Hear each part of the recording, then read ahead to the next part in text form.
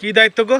এই কাম বুঝি নেওয়ার, ভালো মন্দ বোঝার দেহার দায়িত্ব সরকার তোমার দেশে। কাজ কি ভালো হচ্ছে না খারাপ হচ্ছে? তা দেখো সেটা ভালো আছে মন্দ আছে দেখো বাবু। আমরা তো দেখছি খারাপ। তাহলে তোমরা যদি খারাপ থাকে তাহলে আমি মূর্খ মানুষ তো এমনি বুঝতে পারছি খারাপ হবে। আপনি ইটের চেহারা দেখে কি বুঝলেন? ইট তো খারাপ দেখাই যাচ্ছে, তুমি কোনটা 3 নম্বর ইট নিয়ে এসে কাটি করেছে। 3 নম্বর ইট? তো এবার কি আবার রাস্তায় 3 নম্বর ইট চলে?